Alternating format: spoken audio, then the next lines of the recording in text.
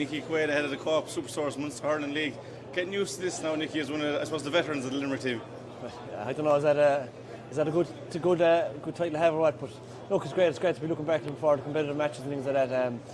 No, it is obviously early in the year, but it's nice to get competitive games. We're looking forward to getting started.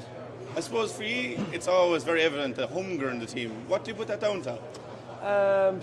Look, it's hard to know. I suppose it's where I was just trying to improve and maybe raise our own standards the whole time. And you know, like if we're not, I suppose, raising our own standards, looking to improve internally, then you're not going to win anything. So I suppose it's the competitiveness maybe within the group, trying to push ourselves the whole time. That's what keeps the hunger there. You talk about competitiveness. There'll probably be new faces in the camp. You know, the Co-op Superstores Munster Hurling League is a great opportunity for fellas, I suppose, on the fringes and new fellas to stake a claim. Yeah, it's great like that. Like I said early in the year, fellas get game time, and it's like I suppose to stake a claim for your name in the squad and things like that. So that's obviously one of the benefits to it, to try and get games early doors, and I suppose to put your best foot forward for the group. Kerry and Cork, you know, you'll go into every game with a target in your back. I suppose, how does that make you feel when you go out that you know you're going to get the best from every team? Actually, look, I suppose it's a privilege at the moment to have that, but at the end of the day, you know, we just work, look, and concentrate on ourselves. That, you know, if we're improving and raising our own standards, like I said, that's all we can do really. Like everyone else, I suppose, is irrelevant to what they're doing. We have to try and focus on ourselves and get the best out of ourselves for each performance. Obviously, 2022 was pretty perfect for you, winning the 3 in a row. Went back to your club then. How did you find the split season? It is good, I suppose. Look, I suppose it gives maybe a structure to it more than anything, that you know when games are going to be on and things like that. So it is nice then to be able to go back to the club when you're with them, you know, fully. I suppose you're not dipping in and out, maybe playing a game or two and you're gone for a few weeks and vice versa. So it is nice to get a good run like that with the club and you're back with the lads then for, I suppose, a good few weeks on end, which is nice.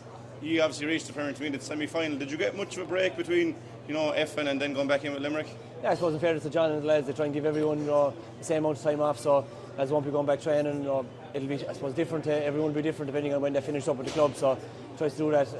Obviously monitoring what lads have done throughout the year and stuff like that, and then try and give everyone a proper break so that fellas come back fresh and ready to go again. How important is the break, since you've been on the road pretty much for 5 or 6 years under John? It is important, I suppose. It's just more mentally than anything, I suppose, just to refresh and get away from it, and then, like I said, you'll come back then hungry to go again. So, like, if you can't, I suppose, keep engaged all year round because you'll just mentally be burnt out. So it is nice to be able to, like that, get away for a few weeks, forget about it, and then knuckle down in again when things start up again. As one of the more experienced players in the team, how exciting is it for this time of year for you to see the new faces in Limerick and the new superstars coming through?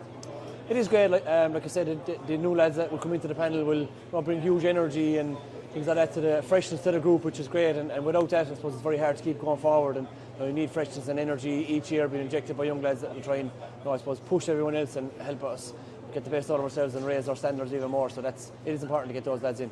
How do you see your role, I suppose, in the squad as a player that's been there and done it all for these new lads coming in?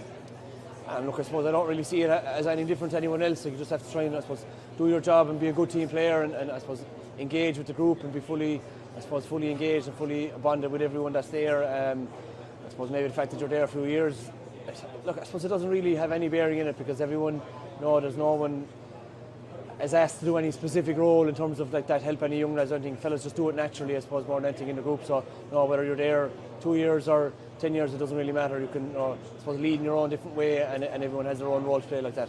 And how enjoyable is the training in Limerick? Because it's one thing the players always say, what do you put that down to?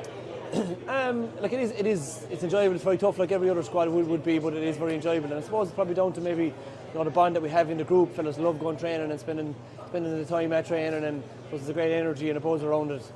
So it is. I suppose it's probably down to that, the bond that fellas have together. That it never feels like it's a chore. Fellas are mad looking forward to it, even if they know it's going to be hard or the weather is bad or whatever it is. But you enjoy the